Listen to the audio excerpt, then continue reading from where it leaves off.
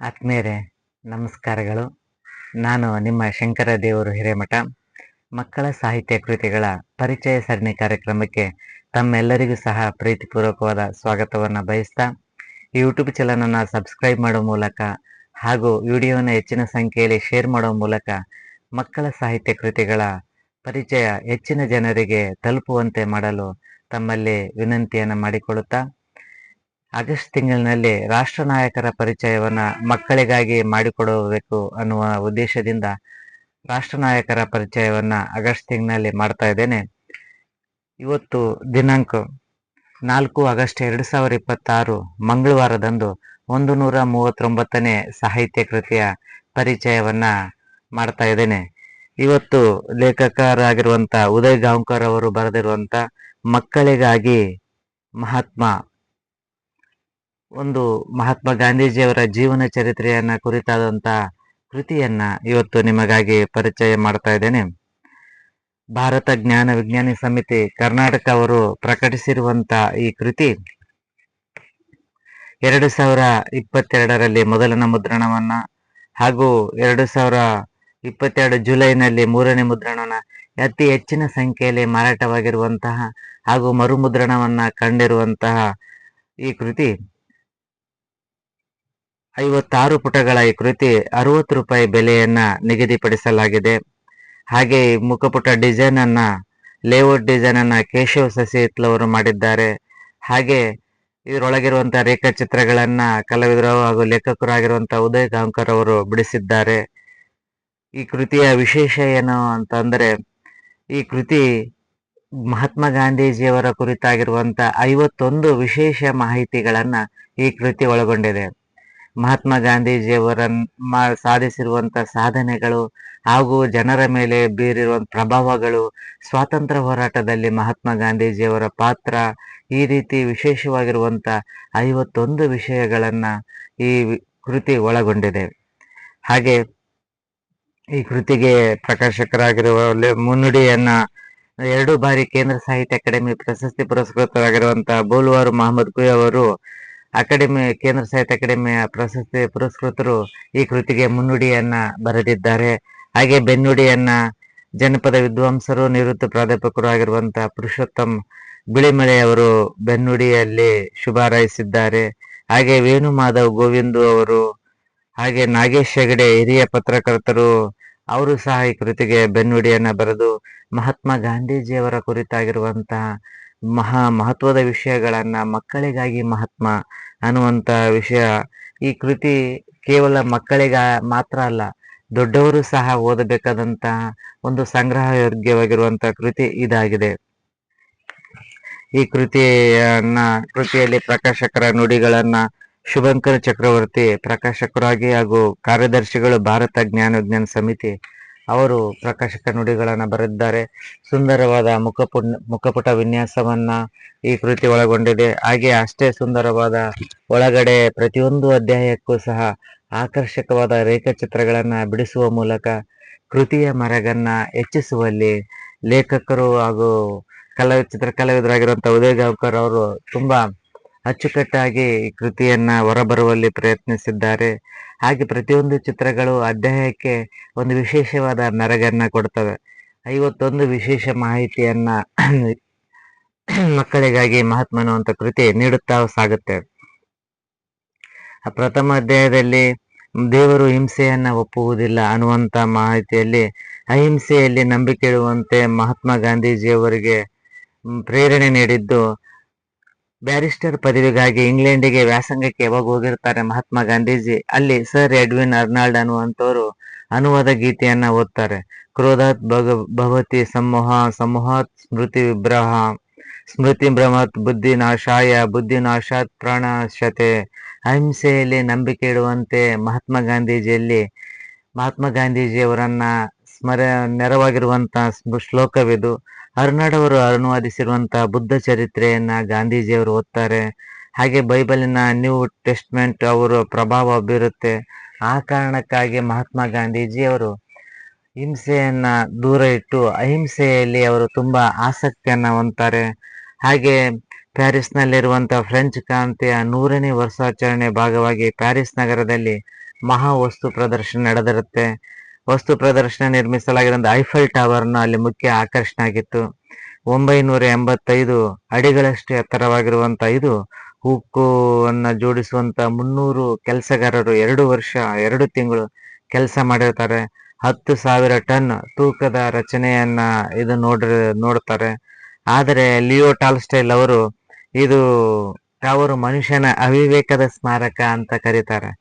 ಗಾಂಧೀಜಿಯವರು ಇನ್ನು ವಿಶೇಷವಾಗಿ ಅಂದ್ರೆ ಗಾಂಧೀಜಿಯವರು ಮೊದಲ ಮೊಕದ್ದಮೆ ಮಾಡಿದ್ದು ಅದರ ಕುರಿತಾಗಿ ಸಹ ಮಾಹಿತಿಯನ್ನು ದಾಖಲಿಸಿದ್ದಾರೆ.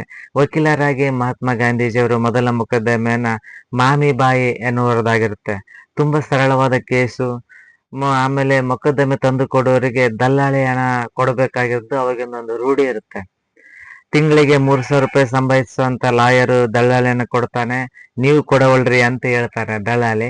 ಆದರೆ ಮಹಾತ್ಮ ಗಾಂಧೀಜಿಯವರು ಹೇಳ್ತಾರೆ, ನನಗೆ 300 ಆದ್ರೆ ಸಾಕು, ಯಾಕಂದ್ರೆ ನಮ್ಮ ಅಪ್ಪನೂ ಅಷ್ಟು ದುಡಿತಿರಲಿಲ್ಲ, ನನಗೂ ಅಷ್ಟು ಸಾಕು ಅಂತ ಹೇಳ್ತಾನೆ. ಹಂಗಾಗಿ ಅವನ್ ದಲ್ಲಾಳಿ ಕೊಡ್ಲಾರ್ದಕ್ಕೆ ಅನಿವಾರ್ಯವಾಗಿ ಅವನು ಇವರಿಗೆ ಕೇಸನ್ನ ಕೊಡ್ತಾನೆ. 30 ರೂಪಾಯಿ ಶುಲ್ಕವನ್ನ ಪಡೆದುಕೊಂಡು ಮಹಾತ್ಮ ಗಾಂಧೀಜಿ ಮೊದಲ ಮೊಕದ್ದಮೆಯನ್ನ ಕೇಸನ್ನ ತೆಗೆದುಕೊಳ್ಳುತ್ತಾರೆ.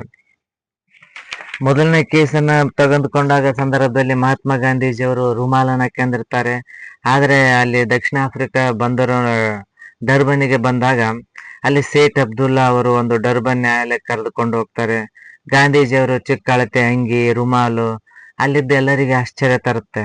ಯಾಕಂದ್ರೆ ಅಲ್ಲಿ ತಲೆಯ ಮೇಲೆ ಧರಿಸಿರುವಂತ ರುಮಾಲು ತೆಗಿರಿ ಅಂತೇಳಿ ನ್ಯಾಯಾಧೀಶರು ಹೇಳ್ತಾರೆ. ಅಲ್ಲಿ ನ್ಯಾಯಾಲಯದಲ್ಲಿ ರುಮಾಲು ಹಾಕ್ಯನಂಗಿಲ್ಲ. ಆದ್ರೆ ಭಾರತೀಯ ಮುಸ್ಲಿಮರಿಗೆ ಶಿರವಸ್ತ್ರ ಹಾಕಕ್ ಅವಕಾಶ ಇತ್ತು. ಬಿಳಿಯರು ಯಾಟ ಧರಿಸಿದ್ರು. ಆದ್ರೆ ಮಹಾತ್ಮ ಗಾಂಧೀಜಿ ರುಮಾಲ್ ಸುತ್ತಿದುಕೊಂಡರಿಂದ ಅವರಿಗೆ ರುಮಾಲ್ ಹಾಕೇಬಾರ್ದು ಅಂತೇಳಿ ನ್ಯಾಯಾಧೀಶರು ಹೇಳ್ತಾರೆ. ಅಲ್ಲಿಂದ ಅವರು ಹೊರಗಡೆ ನಡೆ ಹೋಗ್ತಾರೆ. ಇನ್ನು ರೈಲಿನಲ್ಲಿ ಹೋಗುವಂತ ಸಂದರ್ಭದಲ್ಲಿ ಅವ್ರಿಗಾಗಿರುವಂತ ಒಂದು ಕಹಿ ಘಟನೆ. ದಾದಾ ಅಬ್ದುಲ್ಲಾ ಹಾಗೂ ಕಂಪನಿ ಪ್ರತಿನಿಧಿಯಾಗಿ ಡರ್ಬನಿಗೆ ಮಹಾತ್ಮ ಗಾಂಧೀಜಿಯವರು ವಾದ ಮಾಡಕ್ಕೆ ಹೋಗಿರ್ತಾರೆ. ಅಲ್ಲಿ ಪ್ರಿಟೋರಿಗೆ ಹೋಗ್ಬೇಕಾಗಿರುತ್ತೆ. ಫಸ್ಟ್ ಕ್ಲಾಸ್ ಟಿಕೆಟ್ ಅನ್ನ ತೆಗೆದುಕೊಂಡಿರ್ತಾರೆ. ರೈಲಿನಲ್ಲಿ ಫಸ್ಟ್ ಕ್ಲಾಸ್ ಟಿಕೆಟ್ ಅನ್ನ ತೆಗೆದುಕೊಂಡು ರೈಲ್ ನಿಲ್ದಾಣವನ್ನು ಹತ್ತಾರೆ. ಅವರು 9 ಗಂಟೆ ಮೆರಿಟ್ಸ್ಬರ್ಗ್ ನಿಲ್ದಾಣದಲ್ಲಿ ನಿಲ್ಲುತ್ತೆ. ಆಗ ಇಂಗ್ಲಿಷ್ನವನೊಬ್ಬನು ಕಂಪಾರ್ಟ್ಮೆಂಟ್ ಪ್ರವೇಶಿಸ್ತಾನೆ. ಮಹಾತ್ಮ ಗಾಂಧೀಜಿ ನೋಡಿ ಅವನು ಇಳಿದು ಹೋಗ್ಬಿಡ್ತಾನೆ. ಅವಾಗ ರೈಲ್ ಅಧಿಕಾರಿ ಬರ್ತಾನೆ. ಮೊದಲು ನಿನ್ನ ಹಾಸಿಗೆಯನ್ನ ಗಾದಿ ಮಡ್ಚ್ಕ ಅಂತ ಹೇಳ್ತಾನೆ. ಮಹಾತ್ಮ ಗಾಂಧೀಜಿ ಇಲ್ಲ, ನಾನು ಫಸ್ಟ್ ಕ್ಲಾಸ್ ಟಿಕೆಟ್ ತಗೊಂಡಿನಿ, ನಾನ್ಯಾಕೆ ಇಳಿಬೇಕು ಅಂತ ಮಹಾತ್ಮ ಗಾಂಧೀಜಿ ವಾದ ಮಾಡ್ತಾರೆ. ಆದ್ರೆ ಅವರ ಅಧಿಕಾರಿಗಳು ಇನ್ನೊಬ್ಬನ ಸೇವಕನ ತರಿಸಿ ಹಾಸಿಗೆಯನ್ನು ಹೊರಗೆ ಹಾಕಿಸಿ ಮಹಾತ್ಮ ಗಾಂಧೀಜಿಯನ್ನ ಒತ್ತಾಯ ಪೂರ್ವಕವಾಗಿ ರೈಲಿನಿಂದ ಹೊರಗೆ ದಬ್ಬುತ್ತಾರೆ. ಆವಾಗ ಮಹಾತ್ಮ ಗಾಂಧೀಜಿಯವರಿಗೆ ದಕ್ಷಿಣ ಆಫ್ರಿಕಾದಲ್ಲಿ ಆಗುತ್ತಿರುವಂತಹ ಅವರ ಮೇಲೆ ಆಗ್ತಿರುವಂತಹ ಒಂದು ವರ್ಣ ದ್ವೇಷದ ಬಗ್ಗೆ, ಅವರಲ್ಲಿರುವಂತ ವರ್ಣ ದೇಶದ ಬಗ್ಗೆ ಸ್ವತಃ ಅನುಭವ ಆಗುತ್ತೆ. ಆಗ ಅವರಿಗೆ ಈ ಘಟನೆ ನಡೆದಿದ್ದು 1893 ಜೂನ್ 7ರಂದು. ಈ ಘಟನೆಯಿಂದಾಗಿ ಮಹಾತ್ಮ ಗಾಂಧೀಜಿಯವರಿಗೆ ಬಹಳಷ್ಟು ಹೋರಾಟದ ಕಿಚ್ಚು ಮತ್ತಷ್ಟು ಹೆಚ್ಚಾಗುತ್ತೆ. ಇವರು ಮಾಡ್ತಿರುವಂತಹ ವರ್ಣಭೇದ ನೀತಿಯ ವಿರುದ್ಧ ಹೋರಾಡ್ಬೇಕಂತೇಳಿ ಅವರು ದೃಢ ಸಂಕಲ್ಪವನ್ನ ಮಾಡ್ತಾರೆ. ಮಹಾತ್ಮ ಗಾಂಧೀಜಿಯವರು ದಕ್ಷಿಣ ಆಫ್ರಿಕಾದಲ್ಲಿ ಬಹಳಷ್ಟು ಕ್ರೈಸ್ತರು ಸ್ನೇಹಿತರಿರ್ತಾರೆ. ಅದರಲ್ಲಿ ಮಿಸ್ಟರ್ ಬೇಕರ್ ಅನ್ನುವಂಥದ್ದು ವೆಲ್ಲಿಂಗ್ಟನ್ ಕನ್ವೆನ್ಷನಲ್ ಎಂಬ ಪ್ರೊಟೆಸ್ಟೆಂಟ್ ಮತಾವಲಂಬಿ ಆಗಿರುತ್ತಾರೆ. ಪ್ರಾರ್ಥನೆಗೆ ಮಹಾತ್ಮ ಗಾಂಧೀಜಿಯವರನ್ನು ಸಹ ಕರೆದುಕೊಂಡು ಹೋಗ್ತಿರ್ತಾರೆ. ಹಾಗೆ ಮಹಾತ್ಮ ಗಾಂಧೀಜಿಯವರು ಅಲ್ಲಿ ಮುಸ್ಲಿಂ ಸ್ನೇಹಿತರು ಇರ್ತಾರೆ. ಅಲ್ಲಿ ಕುರಾನ್ ಮಹಿಮೆಯನ್ನ ತಿಳಿಸ್ತಿರ್ತಾರೆ. ಸೆಲ್ ಎನ್ನುವರು ಬರೆದ ಕುರಾನಿನ ಭಾಷಾಂತರವನ್ನು ಸಹ ಮಹಾತ್ಮ ಗಾಂಧೀಜಿಯವರು ಓದಿರ್ತಾರೆ. ಹಾಗೆ ಲಿಯೋ ಟಾಲ್ಸ್ಟಾಯ್ ಅವರ the kingdom of God is within you ಅನ್ನುವಂತ ಒಂದು ಪುಸ್ತಕವನ್ನು ಸಹ ಮಹಾತ್ಮ ಗಾಂಧೀಜಿ ಪುಸ್ತಕಗಳನ್ನ ಓದುವಂಥದ್ದು, ಬೇರೆ ಧರ್ಮ ಗ್ರಂಥಗಳನ್ನು ಓದುವಂಥದ್ದು, ಅವುಗಳನ್ನ ಗೌರವಿಸುವಂಥದ್ದು ಗಾಂಧೀಜಿಯವರು ರೂಢಿಸಿಕೊಂಡಿರ್ತಾರೆ. ಹಾಗೆ ಮಹಾತ್ಮ ಗಾಂಧೀಜಿಯವರು ದಕ್ಷಿಣ ಆಫ್ರಿಕಾದ ನೆಟಾಲಿನಲ್ಲಿದ್ದ ಯುರೋಪ್ ಜನಕ್ಕೆ ಕಬ್ಬು ಬೆಳೆ ಲಾಭದಾಯಕ ಅನಿಸಿರುತ್ತೆ. ಆದ್ರೆ ಅದನ್ನ ದುಡಿಯಕ ಕೂಲಿಗಳಿರಲ್ಲ. ಹಂಗಾಗಿ ಭಾರತ ದೇಶದಿಂದ ಕೂಲಿಗಳನ್ನ ಕರೆದುಕೊಂಡು ಹೋಗಿ ಅಲ್ಲಿ ಕೆಲಸ ಮಾಡಿ ಒಂದು ಕರಾರ್ ಇರುತ್ತೆ. ಅವರು 5 ವರ್ಷ ಭಾರತಕ್ಕೆ ದುಡಿದು ವಾಪಸ್ ಹೋಗ್ಬೋದು, ಇಲ್ಲ ಅಲ್ಲೇ ಭೂಮಾಲೀಕರಾಗಿ ಇರ್ಬೋದು. ಇದು ಆಯ್ಕೆ ಅವರಿಗಿರುತ್ತೆ. ಹಾಗಾಗಿ ಭಾರತದಿಂದ ಹೋದಂತ ಭಾರತೀಯರು ಅಲ್ಲಿ 5 ವರ್ಷಗಳ ಕಾಲ ಚೆನ್ನಾಗಿ ದುಡಿದು ಸ್ವಲ್ಪ ಭೂಮಿಯನ್ನು ತೆಗೆದುಕೊಂಡು ಭೂ ಮಾಲೀಕರಾಗಿರ್ತಾರೆ. ಇದು ಅಲ್ಲಿ ಭಾರತೀಯರ ಒಂದು ಪ್ರಗತಿಯನ್ನ, ಸಾಧನೆಯನ್ನ ಕಂಡಂತ ಅಲ್ಲಿಯವರಿಗೆ ಹೊಟ್ಟೆ ಕಿಚ್ಚು. ಹಾಗಾಗಿ ಗಾಂಧೀಜಿಯವರು ಅಲ್ಲಿ ಅವ್ರು ಏನ್ ಮಾಡ್ತಾರೆ, ಭಾರತೀಯರು ಇಲ್ಲಿರ್ಬೇಕಂದ್ರೆ ನೀವು ಮತಾಂತರ ಆಗ್ಬೇಕು, ಅಕಸ್ಮಾತ್ ಮತಾಂತರ ಆಗ್ಲಿಲ್ಲ ಅಂದ್ರೆ ಅವರಿಗೆ ತೆಲೆಗಂದಾಯವನ್ನ ಹೆಚ್ಚಿನ ಪ್ರಮಾಣದಲ್ಲಿ ಏರುವಂತ ಕೆಲಸ ಆಗುತ್ತೆ. ಹಾಗಾಗಿ ದಕ್ಷಿಣ ಆಫ್ರಿಕಕ್ಕೆ ಹೋದ 5-6 ತಿಂಗಳಲ್ಲಿ ಬಾಲ್ ಸುಂದರಂ ಎನ್ನುವಂತ ಒಬ್ಬ ಕರಾರು ಕೂಲಿ ಇವರು ತಲೆ ಬರ್ತಾನೆ. ನನ್ನ ಯಜಮಾನ ನನಗೆ ರಕ್ತ ಸುರಿಯುವಂತೆ ಹೊಡಿತಾ ಇದ್ದಾನೆ, ನನಗಿದ್ರಿಂದ ಬಿಡುಗಡೆ ಕೊಡ್ರಿ ಅಂತ ಹೇಳ್ತಾರೆ. ಅಲ್ಲಿಂದ ಕರಾರು ಕೂಲಿಗಳ ಪರವಾಗಿ ಮಹಾತ್ಮ ಗಾಂಧೀಜಿಯವರು 2 ದಶಕಗಳ ಕಾಲ ಹೋರಾಟವನ್ನ ಮಾಡ್ತಾರೆ. ಭಾರತೀಯರನ್ನೆಲ್ಲ ಒಗ್ಗೂಡಿಸಿ ಚಳವಳಿಯನ್ನ ಸಂಘಟಿಸ್ತಾರೆ. 10,000ಕ್ಕೂ ಹೆಚ್ಚಿನ ಜನರು ಹೋರಾಟದಲ್ಲಿ ಭಾಗವಹಿಸ್ತಾರೆ. ಕೊನೆಗೆ ಕರಾರು ಕೂಲಿಗಳ ಅವರಿಗೆ ನ್ಯಾಯವನ್ನು ದೊರಕಿಸಿಕೊಡುವಲ್ಲಿ ಮಹಾತ್ಮ ಗಾಂಧೀಜಿಯವರು ಯಶಸ್ವಿ ಆಗ್ತಾರೆ. ಹಾಗೆ 3 ವರ್ಷಗಳ ನಂತರ ದಕ್ಷಿಣ ಆಫ್ರಿಕಾದಿಂದ ಭಾರತಕ್ಕೆ ಮರಳುತ್ತಾರೆ. ಹಾಗೆ ಬಾಂಬೆನಲ್ಲಿ ಪ್ಲೇಗ್ ರೋಗ ಹಬ್ಬಿರುತ್ತೆ. ಪ್ಲೇಗ್ ರೋಗ ಹಬ್ಬಿದಾಗ ಗಾಂಧೀಜಿಯವರು ಸರ್ಕಾರದಿಂದ ಒಪ್ಪಿಗೆಯನ್ನು ಪಡೆದು ಆರೋಗ್ಯ ನೈರ್ಮಲ್ಯ ಸೇವೆಯಲ್ಲಿ ಅವರು ತಮ್ಮನ್ನು ತೊಡಗಿಸಿಕೊಳ್ಳುತ್ತಾರೆ. ಹಾಗೆ ಆ ಸಮಿತಿಯಲ್ಲಿ ಇರ್ತಾರೆ. ಅಂದ್ರೆ ಇವರು ಮನೆ ಮನೆಗೆ ಹೋಗಿ ಪ್ಲೇಗ್ ಬಗ್ಗೆ ಜಾಗೃತಿಯನ್ನ ಮಾಡುವಂತದ್ದು. ಅವಾಗ ಶ್ರೀಮಂತರ ಮನೆಗೆ ಹೋದಾಗ ಇವರು ಶ್ರೀಮಂತರು ಆದಷ್ಟು ಬೇಗ ಇವ್ರನ್ನ ಒಳಗಡೆ ಬಿಟ್ಕೊಳ್ಳಲ್ಲ. ಆದ್ರೆ ಇಲಾಖೆ ಬ್ರಿಟಿಷರ ಒಂದು ಅಧಿಕಾರ ಅವರಿಗೆ ಕೊಟ್ಟಿರೋದ್ರಿಂದ ಕೊನೆಗೆ ಹೋಗ್ತಾರೆ. ಸ್ವಚ್ಛತೆ ಇರೋದಿಲ್ಲ ಶೌಚಾಲಯದಲ್ಲಿ. ಹಾಗಾಗಿ ಅವರಿಗೆಲ್ಲ ಮಾಹಿತಿಯನ್ನ ಕೊಡ್ತಾರೆ. ನಂತರ ಬಡವರ ದಲಿತರ ಕೇರಿಗಳಿಗೆ ಹೋಗ್ತಾರೆ. ಅಲ್ಲಿ ಅವ್ರಿಗೆ ಮನೆನೇ ಇರೋದಿಲ್ಲ ಶೌಚಾಲಯಲ್ಲಿ ಅನ್ನುವಂಥದ್ದು. ಆದ್ರೆ ಚಿಕ್ಕ ಸ್ಥಳವನ್ನ ಚೆನ್ನಾಗಿ ಸೆಗಣಿಯಿಂದ ಸಾರಿಸಿ ಕಡಿಮೆ ಪಾತ್ರೆಗಳನ್ನ ಸ್ವಚ್ಛವಾಗಿ ಬೆಳಗಿ ತೊಳೆದು ಚೆನ್ನಾಗಿ ಹೊಳೆಯುವಂತೆ ಇಟ್ಕೊಂಡಿರ್ತಾರೆ, ಸ್ವಚ್ಛತೆಯನ್ನು ಇಟ್ಕೊಂಡಿರ್ತಾರೆ. ಅದು ಹಾಗೆ ಕೇರಿಯಲ್ಲಿ ಅಲ್ಲೆಲ್ಲಿ ಗಲೀಜಿದ್ದಾಗ ನೀರು ನಿಂತಿರುವಂತದ್ದು ನೋಡಿ ಅವರು ಸ್ವಚ್ಛತೆಯ ಬಗ್ಗೆ ಹೇಳ್ತಾರೆ. ಹಾಗೆ ಅವರು ಹೇಳ್ತಾರೆ, ಮನೆಯನ್ನ ತುಂಬಾ ಸ್ವಚ್ಛವಾಗಿ ಇಟ್ಕೊಂಡಿರೋದು, ಈ ಎಲ್ಲ ವಿಷಯಗಳನ್ನ ಜಾಗೃತಿ ಮೂಡಿಸಿ ಪ್ಲೇಗ್ನ ಪ್ರಮಾಣವನ್ನ ಕಡಿಮೆ ಮಾಡುವ ನಿಟ್ಟಿನಲ್ಲಿ ಅವರು ಶ್ರಮಿಸ್ತಾರೆ. ಇನ್ನು ಮಹಾತ್ಮ ಗಾಂಧೀಜಿಯವರು ದಕ್ಷಿಣ ಆಫ್ರಿಕಕ್ಕೆ ಮರಳಿ ಹೋದಾಗ ಅವರು ಪುಟದೊಂದು ಪುಸ್ತಕವನ್ನ ಪ್ರಕಟಿಸಿರುತ್ತಾರೆ. ಹಸಿರುವದಿಕೆಯ ಪುಸ್ತಕವನ್ನ ಗ್ರೀನ್ ಪಾಪ್ಲೆಟ್ ಅಂತ ಪ್ರಸಿದ್ಧಿಯಾಗಿರುತ್ತೆ. ಪಯ್ಯನೂರ್ ಅವರು ಪತ್ರಿಕೆಯಲ್ಲಿ ಪುಸ್ತಕದ ವಿಮರ್ಶೆ ಪ್ರಕಟ ಆಗಿರುತ್ತೆ. ರೈಟರ್ ಅವರ ಸಾರಾಂಶ ಅಚ್ಚಾಗಿರುತ್ತೆ. ಅದು ಗಾಂಧೀಜಿ ಹಾಗೂ ಇಬ್ರು ಮಕ್ಕಳನ್ನು ಕರೆದುಕೊಂಡು ದಾದಾ ಅಬ್ದುಲ್ಲಾ ಕಂಪನಿ ಹಡಗಿನ ಮೂಲಕ ದಕ್ಷಿಣ ಆಫ್ರಿಕಕ್ಕೆ ಹೋಗ್ಬೇಕಾದ್ರೆ ಪುಸ್ತಕದ ವಿರೂಪಗೊಳಿಸಿದ ವರದಿ ಅಲ್ಲಿ ಪ್ರಸ್ತಾಪ ಆಗಿರುತ್ತೆ. ಹಾಗಾಗಿ ಪ್ರತಿಭಟನೆಯನ್ನ ಎದುರಿಸಬೇಕಾಗುತ್ತೆ. ಹಾಗೆ ಮತ್ತು ಇವರು ಪ್ಲೇಗ್ ಬಂದಿರೋದ ಕಾರಣದಿಂದ ಇವರು ಬರ್ತಾ ಇದಾರೆ ಅಂತೇಳಿ ಇವ್ರನ್ನ 15 ದಿನ ಕ್ವಾರಂಟೈನ್ ಅಲ್ಲಿ ಇಡ್ತಾರೆ. ನಂತರ ಅವರು ದಕ್ಷಿಣ ಆಫ್ರಿಕಾದ ಸರ್ಕಾರ ಮುಜುಗರಕ್ಕೀಡಾಗಂತೆ ಆ ಸಂದರ್ಭದಲ್ಲಿ. ಇನ್ನು ಮಹಾತ್ಮ ಗಾಂಧೀಜಿಯವರು ಒಂದು ದಿನ ಹೊರಗಡೆ ಹೋಗ್ತಿರ್ಬೇಕಾದ್ರೆ ಅಲ್ಲಿ ಟ್ರಾನ್ಸ್ವಾಲ್ನಲ್ಲಿ ಯಾರಿಗೂ ಹೋಗಕ್ಕೆ ಅವಕಾಶ ಇರಲ್ಲ. ಆದ್ರೆ ಮಹಾತ್ಮ ಗಾಂಧೀಜಿಯವರಿಗೆ ಅದನ್ನ ಅವಕಾಶ ಇರುತ್ತೆ. ಒಂದ್ಸಲ ಪ್ರೆಸಿಡೆಂಟ್ ಟ್ರೀಟ್ ನಲ್ಲಿ ಹೋಗ್ಬೇಕಾದ್ರೆ ಹೊಸದಾಗಿ ಕಾವಲುಗಾರ ಇರ್ತಾನೆ. ಅವರು ಮಹಾತ್ಮ ಗಾಂಧೀಜಿ ಅಂತ ಗೊತ್ತಿರಲ್ಲ. ಹಾಗಾಗಿ ಅವನಿಗೆ ದೈಹಿಕ ಹಲ್ಲೆ ಮಾಡ್ತಾರೆ ಮಹಾತ್ಮ ಗಾಂಧೀಜಿಯವರಿಗೆ. ಇದನ್ನ ದೂರಿನಿಂದ ನೋಡಿರುವಂತ ಮಿಸ್ಟರ್ ಕೋಟ್ಸ್ ಅವ್ರು ಬಂದು ಆ ಕಾವಲುಗಾರ ಮೇಲೆ ಮೊಕದ್ದಮೆ ಹಾಕೋಣ ಅಂತ ಹೇಳ್ತಾರೆ. ಅವಾಗ ಇಲ್ಲ, ಆತನ ಮೇಲೆ ಹಾಕ್ಬಾರ್ದು, ನಾವು ತಾರತಮ್ಯ ಈ ಸರ್ಕಾರದ ನೆಲ್ಲಿದೆ, ಈ ವ್ಯಕ್ತಿಯಲ್ಲಿ ಅಲ್ಲ. ಹಾಗಾಗಿ ನಾವು ಸರ್ಕಾರದ ವಿರುದ್ಧ ಹೋರಾಟ ಮಾಡಬೇಕು ಹೊರತು ವ್ಯಕ್ತಿ ವಿರುದ್ಧ ಅಲ್ಲ ಅಂತೇಳಿ ಆತನ್ನ ಕ್ಷಮಿಸ್ತಾರೆ. ಅದೇ ರೀತಿ ಸತ್ಯಾಗ್ರಹ ಅನ್ನುವಂತ ಹೂವು ಮಗನ್ ಲಾಲ್ ಗಾಂಧಿ ಅನ್ನುವಂತಹ ಗಾಂಧೀಜಿಯವರ ದೂರದ ಸಂಬಂಧಿ ಬದುಕನ್ನು ಕಟ್ಟಿಕೊಳ್ಬೇಕಂತ ದಕ್ಷಿಣ ಆಫ್ರಿಕಾದಕ್ಕೆ ಬಂದಿರ್ತಾನೆ. ಆದರೆ ಅಲ್ಲಿ ಸಿರುವತ್ತಿಕೆಯನ್ನು ಹೊತ್ಕೊಂಡು ಬಂದಿರುವಂತ ಮಗನ್ ಲಾಲ್ಗೆ ಅಲ್ಲಿ ಸಹ ದಕ್ಕಿದ್ದವರಿಗೆ ಕಷ್ಟಕರ ಜೀವನ, ಬಡತನ. ಹಾಗಾಗಿ ಗಾಂಧೀಜಿಯವರು ಸಹ ಪ್ರತಿರೋಧವನ್ನ ಶಾಂತಿಯುತ ಪ್ರತಿರೋಧ ಮಾಡ್ಬೇಕಂತ ಅಂದಾಗ ಅದಕ್ಕೊಂದು ಶೀರ್ಷಿಕೆ ಹುಡುಕಪ್ಪ ಅಂತ ಹೇಳ್ತಾರೆ. ಅವನು ಸದಾಗ್ರಹ ಅಂತ ಹೇಳಿ ಒಂದು ಶೀರ್ಷಿಕೆಯನ್ನು ಕೊಡ್ತಾನೆ.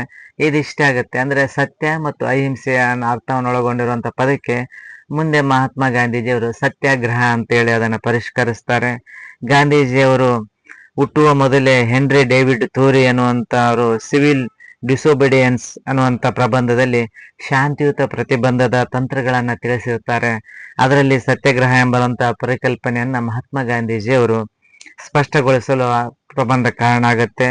ಇನ್ನು ಭಾರತಕ್ಕೆ ಮರಳಿದಾಗ ಮಹಾತ್ಮ ಗಾಂಧೀಜಿಯವರ ಆಶ್ರಮದಲ್ಲಿ ಹೈನುಗಾರಿಕೆ ಆರಂಭ ಆಗುತ್ತೆ. ಅಲ್ಲಿರುವಂತ ಎಲ್ಲ ಹಸುಗಳಿಗೂ ಸಹ ಹೆಸರಿಟ್ಟವನು ಇವನೇ, ಮಗನ್ ಲಾಲ್ ಗಾಂಧಿನೇ. ಹಾಗೆ ಒಂದು ಕಾರು ಮಾರಿದಂತ ಧನಿಕ ಕಲೆನ್ ಮಕ್ ಅನ್ನುವಂತ ಅಧ್ಯಾಯದಲ್ಲಿ ಮಹಾತ್ಮ ಗಾಂಧೀಜಿಯವರು 8 ವರ್ಷ ಇರಬೇಕಾದ ಅಲ್ಲಿ 1906 ಆಗಸ್ಟ್ 22 ದಕ್ಷಿಣ ಆಫ್ರಿಕಾದ ಗವರ್ನರ್ ಒಂದು ಕಾನೂನು ವಿಧೇಯಕ ಕರಡು ಪ್ರಕಟಿಸ್ತಾರೆ. 8 ವರ್ಷ ತುಂಬಿದ ಟ್ರಾನ್ಸ್ವಾಲ್ ಭಾಗದ ಎಲ್ಲ ಭಾರತೀಯರು ಬೆರಳಚ್ಚು ಸೇರಿದಂತೆ ತನ್ನ ಮಾಹಿತಿಯನ್ನ ಅಧಿಕಾರಿಗಳಿಗೆ ನೀಡಬೇಕು ಅನ್ನುವಂತ ಒಂದು ಮಾಹಿತಿಯನ್ನ ಕೊಡಿಸಿದಾಗ ಜೋನ್ಸ್ಬರ್ಗ್ ರಂಗಮಂದಿರದಲ್ಲಿ ಪ್ರತಿಭಟನೆ ಸಭೆ ಆಗುತ್ತೆ. ಆ ಪ್ರತಿಭಟನೆ ಸಭೆಗೆ ಕರೆದುಕೊಂಡು ಹೋಗಲು ಮಹಾತ್ಮ ಗಾಂಧೀಜಿಯವರ ಆಪ್ತರಾಗಿದ್ದ ಹರ್ಮನ್ ಕಾಲ್ಬನೆಕ್ ಅವರು ಜರ್ಮನ್ ಮೂಲದ ಸಿರಿವಂತ ವಾಸ್ತುಶಿಲ್ಪಿ ಆಗಿರ್ತಾನೆ. ಅವನು ಹೋದಾಗ ಕೃಷಿ ಕ್ಷೇತ್ರದಲ್ಲಿನೂ ಸಹ ಅವರು ವ್ಯಾಪಾರವಾದ ಒಂದು ಕೆಲಸವನ್ನ ಮಾಡ್ತಿರ್ತಾನೆ. ಕಾಲ್ಬೇಕರಿಗೆ ಮಹಾತ್ಮ ಗಾಂಧೀಜಿಯವರು ಕುಳಿತುಕೊಂಡಿರುವಂತ ಕಾರು ಅತ್ಯಂತ ವೈಭವದಿಂದಿರೋದು ಅವರಿಗೆ ಮನಸ್ಸಿಗೆ ಇಷ್ಟ ಆಗೋದಿಲ್ಲ. ಅವ್ರ ಅಂತಾರ, ನೀವು ಪೆಡಂಭೂತವನ್ನು ಮಾರಿದರೆ ಎಷ್ಟು ನಷ್ಟವಾಗ್ಬೋದು ಅಂತ ಮಹಾತ್ಮ ಗಾಂಧೀಜಿ ನಗುತ್ತಾ ಹೇಳ್ತಾರೆ. ಅದು ಅವರಿಗೆ ಅರ್ಥ ಆಗುತ್ತೆ. ಹಾಗಾಗಿ ನಂತರದಿಂದಲೇ ಆ ಕಾರನ್ನ ಕಲೆನ್ಬಕರು ಮಾರ್ತಾರೆ, ಸರಳವಾಗಿ ಜೀವನವನ್ನ ನಡೆಸೋಕೆ ಪ್ರಾರಂಭಿಸ್ತಾರೆ. ಇನ್ನು ವಕೀಲ ವೃತ್ತಿಯಲ್ಲಿ ಕೈಗೊಂಡಂತ ಮಹಾತ್ಮ ಗಾಂಧೀಜಿಯವರು ಬಡವರ ಪರವಾಗಿ, ದಮನಿತರ ಪರವಾಗಿ ಕೇಸ್ಗಳನ್ನ ವಾದಿಸ್ತಾರೆ. ಹಾಗೆ ಕೇಸ್ಗಳನ್ನ ಗೆಲ್ತಾ ಸಾಗುತ್ತಾರೆ. ನಂತರ ಅವರು ದಕ್ಷಿಣ ಆಫ್ರಿಕಾದಿಂದ ಭಾರತಕ್ಕೆ ಹೋಗ್ಬೇಕು ಅನ್ನೋಂಥ ಸಂದರ್ಭದಲ್ಲಿ ನಿರ್ಧರಿಸಿದಾಗ ಅಲ್ಲಿ ಬಹಳಷ್ಟು ಜನ ಬೀಳ್ಕೊಡುಗೆ ಸಂರಂಭಗಳನ್ನ, ಉಡುಗೊರೆಯನ್ನ, ಬಂಗಾರದ ಆಭರಣಗಳನ್ನ ಕೊಡ್ತಾರೆ. ಆದ್ರೆ ಮಹಾತ್ಮ ಗಾಂಧೀಜಿಯವರು ಸಾರ್ವಜನಿಕ ಜೀವನದ ಹೋರಾಟದಲ್ಲಿ ನಾನೊಬ್ಬನೇ ಅಲ್ಲ, ಇದೆಲ್ಲ ಸಾರ್ವಜನಿಕರಿಗೆ ಸೇರಿದ್ದು ಅಂತೇಳಿ ಅವರು ಒಂದು ಟ್ರಸ್ಟ್ ಅನ್ನ ರಚಿಸಿ ಆ ಜನ ಕಲ್ಯಾಣಕ್ಕಾಗಿ ಆ ದುಡ್ಡನ್ನು ಬಳಸಿರಿ ಅಂತ ಅಲ್ಲಿ ಬಂದಿರುವಂತ ಉಡುಗೊರೆ ಆಭರಣಗಳನ್ನ ಅವ್ರು ಕೊಡ್ತಾರೆ. ಅಂತ ಸಂದರ್ಭದಲ್ಲಿ ಮಹಾತ್ಮ ಗಾಂಧೀಜಿ ಅವರು ಕಸ್ತೂರಿಬಾ ಅವರಿಗೆ ಹಾಗೂ ಮಕ್ಕಳಿಗೆ ಅದನ್ನ ವಿವರಿಸಿ ಅವರಿಂದ ವಸ್ತುಗಳನ್ನು ಕೊಟ್ಟು ಪಡೆದುಕೊಂಡು ಅವರಿಗೆ ಕೊಡುವಂತ ಕೆಲಸ ಮಾಡ್ತಾರೆ. ಮಹಾತ್ಮ ಗಾಂಧೀಜಿ ಪ್ರೀತಿಯ ಕಾಣಿಕೆಗಳನ್ನ ಯಾಕೆ ಒಪ್ಪಿಸ್ಕೊಡ್ತೀರಿ ಅಂದಾಗ, ಇದು ನಾನೊಬ್ಬನೇ ಹಕ್ಕುದಾರ ಅಲ್ಲ ಇದಕ್ಕೆ, ಹಾಗೆ ಟ್ರಸ್ಟ್ಗೆ ಕೊಡುವಂತ ಹಕ್ಕು ನಿಮ್ದೇನಿದೆ ಸರ ನಂದಲ್ಲ ಅಂತ ಹೇಳ್ತಾರ. ಇಲ್ಲ, ನಾವು ಮಾಡಿದ ಸೇವೆ ಜನಕ್ಕೆ ಮಾಡುವಂಥದ್ದು, ಅದಕ್ಕಾಗಿ ಹಗಲಿರುತ್ತು ದುಡಿದಿವಿ, ಹಾಗಾಗಿ ಇದು ಸಂಪತ್ತು ಸಾರ್ವಜನಿಕರಿಗೆ ಸೇರಿದ್ದು ಅಂತೇಳಿ ಅವ್ರ ಮನವೊಲಿಸಿ ಅದನ್ನ ಸಾರ್ವಜನಿಕ ಲೋಕ ಕಲ್ಯಾಣಕ್ಕಾಗಿ ಕೊಡ್ತಾರೆ. ಇನ್ನು ಮಹಾತ್ಮ ಗಾಂಧೀಜಿಯವರು ರವೀಂದ್ರನಾಥ್ ಠಾಗೂರ್ ಅವರು ಮಹಾತ್ಮ ಗಾಂಧೀಜಿಯನ್ನ ಮಹಾತ್ಮ ಅಂತ ಕರೀತಾರೆ. ಪರಸ್ಪರ ಮಹಾತ್ಮ ಗಾಂಧೀಜಿಯವರು ರವೀಂದ್ರನಾಥ್ ಠಾಗೂರ್ ಅವರ ಶಾಂತಿ ನಿಕೇತನದಲ್ಲಿ ಕೆಲವು ದಿನಗಳ ಕಾಲ ಕಳೀತಾರೆ. ಮಾರ್ಚ್ 10ನೇ ತಾರೀಕು ಠಾಗೂರ್ ಅವರು ಗಾಂಧಿ ದಿನ ಅಂತ ಆಚರಿಸ್ತಾರೆ. ಈಗಲೂ ಸಹ ಶಾಂತಿ ನಿಕೇತನದಲ್ಲಿ ಮಾರ್ಚ್ 10ನ್ನ ಗಾಂಧಿ ದಿನ ಅಂತೇಳಿ ಆಚರಿಸ್ತಾರೆ. ಹಾಗೆ ಫಸ್ಟ್ ಕ್ಲಾಸ್ ಬೋಗಿಯಲ್ಲಿ ಸಹಿಸದ ಏನು ಹೊರಗಾಕಿರ್ತಾರೆ, ಹಾಗಾಗಿ ವರ್ಣಭೇದ ನೀತಿ ಅಂತ ಹೋರಾಡಿದಂತ ಮಹಾತ್ಮ ಗಾಂಧೀಜಿಯವರು ಭಾರತದಲ್ಲಿಯೂ ಸಹ ಹೋರಾಟವನ್ನ ಪ್ರಾರಂಭಿಸ್ತಾರೆ. ಅವರು ವಕೀಲಿ ವೃತ್ತಿ ಅನ್ನುವಂಥದ್ದು ಸುಳ್ಳು ಹೇಳುವಂಥದ್ದಲ್ಲ, ಅದು ಸತ್ಯದ ಪರವಾಗಿ ಹೋರಾಟ ಮಾಡುವಂಥದ್ದು ಅಂತೇಳಿ ಸುಳ್ಳು ಹೇಳ್ಬೇಕಂತ ಒಂದು ನ್ಯಾಯವನ್ನ ತೆಗೆದುಕೊಂಡು ಬಂದಂತ ಒಂದು ತನ್ನ ಕಕ್ಷಿದಾರನಿಂದನೇ ಸತ್ಯವನ್ನ ಹೇಳಿಸಿ ಅವನಿಂದ ದಂಡವನ್ನ ಕಟ್ಟಿಸಿಕೊಳ್ಳುವಂಥದ್ದು, ವಕೀಲ ವೃತ್ತಿ ಧರ್ಮದ ಬಗ್ಗೆ, ಸತ್ಯದ ಬಗ್ಗೆ ಅವರು ತಮ್ಮ ನಿಲುವನ್ನ ಸ್ಪಷ್ಟಪಡಿಸ್ತಾರೆ. ಹಾಗೆ ಚರಕದಿಂದ ನೂಲಿನಿಂದ ಸ್ವಾತಂತ್ರ್ಯ, ಹಾಗೆ ಸ್ವದೇಶಿ ವಸ್ತುಗಳನ್ನ ಬಳಸುವುದ ಬಗ್ಗೆ ಮಹಾತ್ಮ ಗಾಂಧೀಜಿಯವರು ಯಾವಾಗಲೂ ಪ್ರಶಂಸಿಸಿದ್ರು. ಹಾಗೆ ಬರಿಮೈ ಬಡಗ ಮಹಾತ್ಮ ಗಾಂಧೀಜಿಯವರು ಹೋರಾಟದಲ್ಲಿ ಬಾಪೂಜಿಯವರು ಯಾವಾಗ್ಲೂ ಸಿದ್ಧರಾಗ್ತಿದ್ರು. ಮಹಾತ್ಮ ಗಾಂಧೀಜಿಯವರು ಸರಳವಾಗಿ ಆಡಂಬರವಿಲ್ಲದಂತ ಜೀವನವನ್ನ ಸಾಗಿಸಿದ್ರು. ಅಂತ ಮಹಾತ್ಮ ಗಾಂಧೀಜಿ ಎಲ್ಲರಿಗೂ ಸಹ ಪ್ರೇರಣೆ. ದಂಡಿ ಸತ್ಯಾಗ್ರಹ ಆದಾಗ ಮಹಾತ್ಮ ಗಾಂಧೀಜಿಯವರಿಗೆ 61 ವರ್ಷ ಆಗಿತ್ತು. ಅವಾಗ ವೇಗವಾಗಿ ಬ್ರಿಟಿಷ್ ಸರ್ಕಾರ ವಿರುದ್ಧ ಕರ ನಿರಾಕರಣೆ ಚಳವಳಿಯನ್ನ ಮಾಡ್ತಾರೆ. ತಾವೇ ಉಪ್ಪನ್ನ ತಯಾರಿಸಿ ಕರ ನಿರಾಕರಣ ಆಂದೋಲನವನ್ನ ಹಮ್ಮಿಕೊಳ್ತಾರೆ. ಸುಮಾರು 340 ಕಿಲೋಮೀಟರ್ ಕಾಲ್ನಡಿಗೆ ಜಾಥವನ್ನ ಮಾಡ್ತಾರೆ. ಬ್ರಿಟಿಷರು ಈ ಜಾಥದಲ್ಲಿ ಎಲ್ಲಾದ್ರೂ ಸ್ವಲ್ಪ ಗದ್ದಲಾದ್ರೆ ಇಡೀ ಅವ್ರನ್ನೆಲ್ಲ ಬಂಧಿಸಿ ಜಾಥವನ್ನ ತಡಿಬೇಕಂತ ಪ್ಲಾನ್ ಮಾಡಿರ್ತಾರೆ. ಆದ್ರೆ ಮಹಾತ್ಮ ಗಾಂಧೀಜಿಯವರು ಪ್ರತಿದಿನ ಬೆಳಗ್ಗೆ ನಡೆಯುವಂಥದ್ದು ಸಂಧೆ ಜಾಗೃತಿ ಸಮಾವೇಶ, ಜಾತಿ ಪದ್ಧತಿ ವಿರುದ್ಧ ಹೋರಾಟ ಮಾಡುವಂತ ಮಾತುಗಳನ್ನ ಆಡ್ತಾ ಜನರಲ್ಲಿ ಪರಿವರ್ತನೆಯನ್ನ ಮಾಡ್ತಾ ಸಾಕ್ತಾರೆ. ಅದು ಏಪ್ರಿಲ್ 6 ಮುಂಜಾವು ಸ್ವಾತಂತ್ರ್ಯ ಹೋರಾಟದ ಗತಿಯನ್ನ ಬದಲಿಸುತ್ತೆ. ಗಾಂಧೀಜಿಯವರು ಉಪ್ಪನ್ನ ತಯಾರಿಸಿ ಒಂದು ಉಡಿ ಉಪ್ಪನ್ನು ಹಿಡಿದು ಬ್ರಿಟಿಷ್ ಅಧಿಪತ್ಯವನ್ನ ಅಳೆಗಾಡಿಸ್ತೇನೆ, ನಾವೆಲ್ಲರೂ ಬ್ರಿಟಿಷರ ವಿರುದ್ಧ ಹೋರಾಟ ಮಾಡ್ಬೇಕನ್ನುವಂತ ಒಂದು ಸಂದೇಶವನ್ನ ಕೊಡ್ತಾರೆ.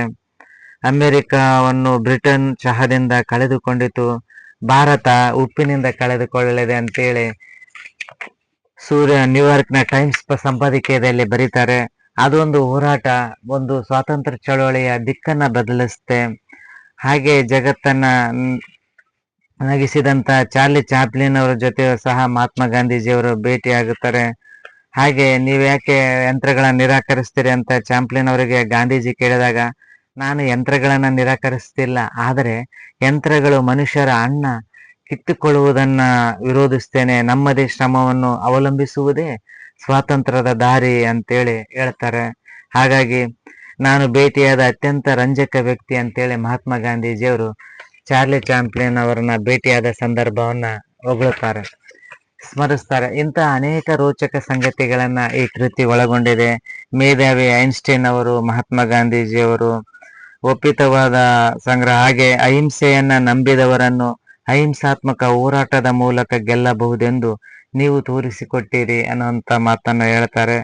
ಹಾಗೆ ಮಹಾತ್ಮ ಗಾಂಧೀಜಿಯವರು ಮರಣ ಹೊಂದಿದ ಸಂದರ್ಭದಲ್ಲಿ ರಕ್ತ ಮಾಂಸದ ಇಂತಹ ವ್ಯಕ್ತಿ ಈ ನೆಲದ ಮೇಲೆ ನಡೆದಿದ್ದಾರೆಂದರೆ ಮುಂಬರುವ ತಲೆಮಾರುಗಳು ನಂಬಲಾರವು ಅನ್ನುವಂತ ಮಾತನ್ನ ಐನ್ಸ್ಟೈನ್ ಅವರು ಮಹಾತ್ಮ ಗಾಂಧೀಜಿಯವರ ಹತ್ಯೆಯಾದ ಸಂದರ್ಭದಲ್ಲಿ ಹೇಳ್ತಾರೆ. ಮಹಾತ್ಮ ಗಾಂಧೀಜಿಯವರು ಬಗ್ಗೆ ಅಂತಹ ನಾಯಕರ ಬಗ್ಗೆ ಒಂದು ಅಭಿಮಾನವನ್ನು ಹೊಂದಿರ್ತಾರೆ. ಆಮೇಲೆ ಸಮಾನತೆ ಎಲ್ಲಿರುತ್ತೋ ಅಲ್ಲಿ ದೇವರಿರ್ತಾನೆ, ಹೆಣ್ಣು ಮಕ್ಕಳು ಸಹ ದುಡಿಬೇಕು, ಅವರಿಗೂ ಸಹ ಸಮಾನವಾದ ಗೌರವವನ್ನ ಕೊಡಬೇಕು ಅನ್ನುವಂತ ಮಾತನ್ನು ಹೇಳ್ತಾರೆ. ಹಾಗೆ ಎರಡನೇ ಮಹಾಯುದ್ಧದ ಹೊತ್ತಿನಲ್ಲಿ 1939 ಜುಲೈ 25ರಂದು ಮಹಾತ್ಮ ಗಾಂಧೀಜಿಯವರು ಜರ್ಮನಿಯ ಹಿಟ್ಲರಿಗೆ ಒಂದು ಪತ್ರ ಬರೀತಾರೆ. ಮಾನವೀಯತೆಯ ಉಳಿವಿಗಾಗಿ ಈ ಪತ್ರ ಬರೆಯುವುದು ಅವಶ್ಯಕವೆಂದು ಭಾವಿಸಿರುವೆ. ಜಗತ್ತಿನ ಯುದ್ಧವನ್ನು ತಡೆಯಬಹುದಾದ ವ್ಯಕ್ತಿ ಇದ್ದರೆ ಅದು ನೀವೇ. ಯುದ್ಧವು ಮನುಷ್ಯನನ್ನು ಮೃಗಗಳ ಸಾಲಿನಲ್ಲೇ ನಿಲ್ಲಿಸಬಹುಲ್ಲದು. ಎಷ್ಟೇ ದೊಡ್ಡ ಕಾರಣವಿದ್ದರೂ ಯುದ್ಧಕ್ಕಾಗಿ ನೀವು ದೊಡ್ಡ ಬೆಲೆಯನ್ನು ತೆರಲೇಬೇಕು. ಗುರಿ ಸಾಧಿಸಲು ಯುದ್ಧ ಅನಿವಾರ್ಯ ಎಂಬ ನಂಬಿಕೆಯನ್ನು ಪ್ರಜ್ಞಾಪೂರ್ವಕವಾಗಿ ನಿರಾಕರಿಸಿ ಸಾಕಷ್ಟು ಯಶಸ್ಸನ್ನು ಗಳಿಸಿದ ಈ ಮನುಷ್ಯನ ವಿನಂತಿಯನ್ನು ನೀವು ಆಲಿಸಲಾರಿರೆ ಅಂತ ಹೇಳಿ ಬರೀತಾರೆ. ಯಾಕಂದ್ರೆ ಮಹಾತ್ಮ ಗಾಂಧೀಜಿಯವರು ಶಾಂತಿಯನ್ನ ನಂಬಿದ್ರು, ಅಹಿಂಸೆಯ ಪ್ರತಿಪಾದಕರಾಗಿದ್ರು. ಹಾಗಾಗಿ ಯುದ್ಧವನ್ನ ಕೈ ಬಿಡ್ರಿ ಅಂತ ಹಿಟ್ಲರಿಗೆ ಹೇಳ್ತಾರೆ. ಹಾಗೆ ಕೊನೆಯ ದಿನಗಳಲ್ಲಿ ದೇಶವನ್ನ ಇಬ್ಬಾಗ ಮಾಡಬೇಕಾದಂತ ಸಂದರ್ಭ ಬರುತ್ತೆ. ಜಿನ್ನಾ ಅವರು ಪಾಕಿಸ್ತಾನಕ್ಕಾಗಿ ಬೇಡಿಕೆಯನ್ನು ಇಡ್ತಾರೆ. ನಂತರ ದಿನಗಳಲ್ಲಿ ಅದು ಇಬ್ಬಾಗ ಆಗುತ್ತೆ. ಅದು ಬಹಳಷ್ಟು ನೋವನ್ನ ತರಿಸುತ್ತೆ. ಇನ್ನು ಕ್ಯಾಮ್ರಾದಲ್ಲಿ ಸಂದರ್ಭದಲ್ಲಿ ಕ್ಯಾಮ್ರಾವನ್ನ ಹಿಡಿಬೇಕನ್ನುವಂತ ಒಂದು ಚರಕದ ಜೊತೆಗೆ ಚಿತ್ರವನ್ನು ಹಿಡಿಬೇಕನ್ನುವಂತ ಒಂದು ಛಾಯಾಗ್ರಾಹಕಿ ಬರ್ತಾಳೆ. ಆದ್ರೆ ಅವ್ರಿಗೆ ಒಂದು ಕಂಡೀಷನ್ ಹಾಕ್ತಾರೆ, ನೀವು ಚರಕವನ್ನ ಕಲಿಬೇಕು, ನೂಲನ್ನ ನೇಯ್ದು ಆಗ ಫೋಟೋವನ್ನ ತೆಗೆಯಕ್ಕೆ ಅವಕಾಶ ಕೊಡ್ತೀನಿ ಅಂದಾಗ ಅವರು ಚರಕವನ್ನ ನೇಯ್ದು ಕಲ್ತ ನಂತರ ಅವರು ಫೋಟೋ ತೆಗೆಯಕ್ಕೆ ಅವಕಾಶ ಕೊಡ್ತಾರೆ. ಮಹಾತ್ಮ ಗಾಂಧೀಜಿಯವರು ಛಾಯಾಚಿತ್ರಗಾರಕಂದ್ರ ಮಾರ್ಗೆಟ್ ಬರ್ಕ್ ವೈಟ್ ಮಹಾತ್ಮ ಗಾಂಧೀಜಿಯವನ್ನ ಚಿತ್ರವನ್ನ ತೆಗಿತಾರೆ. ಇನ್ನು ಮಹಾತ್ಮ ಗಾಂಧೀಜಿಯವರು ರಾಷ್ಟ್ರಪಿತ ಅನ್ನುವಂತ ಇದನ್ನ ಎಲ್ಲರಿಂದಲೂ ಸಹ ಕರೀತಾರೆ. ಮಹಾತ್ಮ ಗಾಂಧೀಜಿಯವರು ಸ್ವಾತಂತ್ರ್ಯ ಹೋರಾಟದ ಮುಂಚೂಣಿಯಲ್ಲಿದ್ದು ಬಹಳಷ್ಟು ಜನರನ್ನ ಕೇವಲ ಹೋರಾಟ ಮಾಡೋದಿಲ್ಲ, ಅವರು ಸ್ವಾತಂತ್ರ್ಯ ಹೋರಾಟದಲ್ಲಿ ಜನರನ್ನ ಹುರಿದುಂಬಿಸುವುದು ಹಾಗೂ ಅಹಿಂಸಾತ್ಮಕ ಸತ್ಯಾಗ್ರಹ ಹೋರಾಟದ ಮೂಲಕ ಇಡೀ ಬ್ರಿಟಿಷ್ ಸಾಮ್ರಾಜ್ಯವನ್ನ ನಡುಗಿಸಿ ಅವರಿಂದ ಭಾರತವನ್ನ ಸ್ವಾತಂತ್ರ್ಯ ಕೊಡಿಸುವಲ್ಲಿ ಮಹಾತ್ಮರ ಪಾತ್ರ ಬಹಳಷ್ಟಿದೆ. ಹಾಗೆ ಮಹಾತ್ಮ ಗಾಂಧೀಜಿಯವರಿಗೆ ನೊಬೆಲ್ ಯಾಕೆ ಬರಲಿಲ್ಲ ಅನ್ನುವಂಥದ್ದು, ಚಿಪ್ಕೋ ಅವರ ಸಾವಿನ ನಂತರ ಗಾಂಧಿಯ ಗೆಲುವು, ಮಹಾತ್ಮ ಗಾಂಧೀಜಿಯವರು ಮರಣ ಹೊಂದಿದ ನಂತರ ಅವರ ಅನುಯಾಯಿಗಳು ಸಹ ಸ್ವಾತಂತ್ರ್ಯ ಹೋರಾಟವನ್ನ ಮುಂದುವರಿಸ್ತಾರೆ. ಸ್ವಾತಂತ್ರ್ಯ ನಂತರ ಕೆಲವೊಂದು ಸಮಸ್ಯೆಗಳಿರ್ತವೆ. ಜಾತಿ ಪದ್ಧತಿ ವಿರುದ್ಧ ಹೋರಾಟ ಆಗಿರ್ಬೋದು, ಭೂಹೀನರಿಗೆ ಭೂಮಿಯನ್ನು ಹಂಚುವಂಥದ್ದು. ಹಾಗೆ ದಾಸೋಳಿ ಅನ್ನುವಂಥ ಗ್ರಾಮದಲ್ಲಿ ಮರಗಳನ್ನ ಕಡಿತಾ ಇರ್ತಾರೆ. ಅವಾಗ ಚಾಂಡಿ ಪ್ರಸಾದ್ ಭಟ್ರು ಮರಗಳನ್ನ ಅಪ್ಪಿಕೊಂಡು ಆ ಮರಗಳನ್ನ ಉಳಿಸುವಂತ ಕೆಲಸ ಮಾಡ್ತಾರೆ. ಅಹಿಂಸೆಯ ಮೂಲಕ ಮರಗಳನ್ನ ಉಳಿಸ್ತಾರೆ. ಇನ್ನು ವಿನೋದ ಭಾವ ಅವರು ಬಡವರಿಗೆ, ಬಡ ಕುಟುಂಬಗಳಿಗೆ ಭೂಮಿಯನ್ನ ಕೊಡುವಂಥದ್ದು. 51 ದಿನಗಳಲ್ಲಿ 12,500 ಎಕರೆ ಭೂಮಿಯನ್ನ ಕೊಡ್ತಾರೆ. ಹಾಗೆ ಒಟ್ಟು ಹಂಗೆ ಭೂ ಸಂಚಾರ ಮಾಡುತ್ತಾ ಭೂಮಿಯನ್ನ ಬಡವರಿಗೆ ಹಂಚುವ ಕೆಲಸವನ್ನ 30 ಲಕ್ಷ ಎಕರೆ ಭೂಮಿಯನ್ನ ಬಡವರಿಗೆ ಹಸ್ತಾಂತರಿಸ್ತಾರೆ ಒಂದು ಅಹಿಂಸಾತ್ಮಕ ನಡೆಯ ಮೂಲಕ. ಹಾಗೆ ಶಾಲೆಗಳಲ್ಲಿ ಚಿತ್ರಕಲಾ ಶಿಕ್ಷಕರಾಗಿರುವಂತ ಸತ್ಯನ್ ನೀಲಿಮ ಅವರು, ಗಾಂಧೀಜಿಯವರ ಚಿತ್ರಗಳು ಬಹಳಷ್ಟು ಶಾಲೆಗಳಿರೋದಲ್ಲ ಅಂತ ದಿನಗಳಲ್ಲಿ, ಅವರು ಚಿತ್ರಗಳನ್ನ ಬಿಡಿಸಿ ಅವರಿಗೆ ಶಾಲೆಗಳಿಗೆ ಕೊಡುವಂತ ಕೆಲಸ ಮಾಡ್ತಿರ್ತಾರೆ. ಒಂದೊಂದು ಚಿತ್ರ ಬಿಡಿಸಿದ್ರೆ 2,000 ರೂಪಾಯಿ ಖರ್ಚಾಗ್ತಿರುತ್ತೆ. ಹಾಗೆ ಸ್ಥಳೀಯ ಬ್ಯಾಂಕ್ ಒಂದು ಅವರಿಗೆ ಆರ್ಥಿಕ ಸಹಾಯ ಮಾಡುತ್ತೆ. ಆಗ ಅವರು ಶಾಲೆಗಳಿಗೆ ಚಿತ್ರಗಳನ್ನ ಬಿಡಿಸ್ಕೊಡುವಂಥದ್ದು, ಪೇಂಟಿಂಗ್ ಮಾಡುವಂತ ಕೆಲಸ ಮಾಡ್ತಾರೆ. ಮಹಾತ್ಮ ಗಾಂಧೀಜಿಯವರ ಬಗ್ಗೆ ಇರುವಂತಹ ಪ್ರೀತಿ ಬಹಳಷ್ಟು ಜನರಲ್ಲಿ ಬಹಳಷ್ಟು ಬದಲಾವಣೆಯನ್ನು ತರುತ್ತೆ. ಅಹಿಂಸಾತ್ಮಕ ಮಾರ್ಗದಲ್ಲಿ ನಡೀತಿರುವಂತಹ ಕ್ರಾಂತಿಕಾರಿಗಳು ಮಹಾತ್ಮ ಗಾಂಧೀಜಿಯವರ ಮಾರ್ಗದ ಮೂಲಕ, ಸತ್ಯಾಗ್ರಹದ ಮೂಲಕ ಬಂದು ಅಹಿಂಸೆಯನ್ನ ತಮ್ಮ ಜೀವನದಲ್ಲಿ ಅಳವಡಿಸಿಕೊಳ್ತಾರೆ. ಇನ್ನು ಆಡಂಬರದ ಜೀವನವನ್ನ ನಡೆಸುವಂತ ಅನೇಕರು ಸರಳ ಜೀವನ ನಡೆಸೋದಕ್ಕೆ ಪ್ರಾರಂಭಿಸ್ತಾರೆ. ಇಂಥ ಹಲವು ಅಂಶಗಳನ್ನ ಮಕ್ಕಳಿಗಾಗಿ ಮಹಾತ್ಮ ಅನ್ನುವಂತ ಈ ಕೃತಿಯಲ್ಲಿ ದಾಖಲಿಸುವಂತ ಕೆಲಸವನ್ನ ಲೇಖಕರು ಮಾಡಿದ್ದಾರೆ. ಉದಯ್ ಗಾಂವ್ಕರ್ ಅವರು ಬರೆದಿರುವಂತಹ ಈ ಕೃತಿ ಕೇವಲ ಮಕ್ಕಳಷ್ಟೇ ಅಲ್ಲ, ದೊಡ್ಡವರು ಓದಬಹುದಂತಹ ಹಲವು ವಿಶೇಷ ಸಂಗತಿಗಳನ್ನ ಈ ಕೃತಿ ಒಳಗೊಂಡಿದೆ. ಇಂಥ ಸಾಹಿತ್ಯ ಕೃತಿಗಳನ್ನ ಮಕ್ಕಳಿಗೆ ಹುಟ್ಟುಹಬ್ಬ, ಶಾಲಾ ವಾರ್ಷಿಕೋತ್ಸವ, ಕ್ರೀಡಾಕೂಟ ಸಂದರ್ಭದಲ್ಲಿ ಇಂಥ ಸಾಹಿತ್ಯ ಕೃತಿಗಳನ್ನ ಉಡುಗೊರೆಯಾಗಿ ನೀಡಿದರೆ ಮಕ್ಕಳಲ್ಲಿ ರಾಷ್ಟ್ರಾಭಿಮಾನ ಹಾಗೂ ದೇಶಭಕ್ತಿ, ರಾಷ್ಟ್ರ ನಾಯಕರ ಬಗ್ಗೆ ಅವರಲ್ಲಿ ಅಭಿಮಾನವನ್ನ ಮೂಡಿಸಲಿಕ್ಕೂ ಸಾಧ್ಯ ಆಗುತ್ತೆ ಅಂತ ಹೇಳ್ತಾ, ಇವತ್ತಿನ ದಿನ 139ನೇ ಸಾಹಿತ್ಯ ಕೃತಿಯ ಪರಿಚಯವನ್ನ ಮಾಡ್ತಾ ಇವತ್ತಿನ ಸಾಹಿತ್ಯ ಕೃತಿಯ ಪರಿಚಯ ಸರಣಿಯನ್ನ ಇಲ್ಲಿಗೆ ಮುಗಿಸ್ತಾ, ನಾಳೆ ದಿನ ಮತ್ತೊಂದು ಸಾಹಿತ್ಯ ಕೃತಿಯ ಪರಿಚಯದೊಂದಿಗೆ ನಿಮ್ಮ ಮುಂದೆ ಹಾಜರಾಗ್ತೀನಿ. ಅಲ್ಲಿವರೆಗೂ ಧನ್ಯವಾದಗಳು.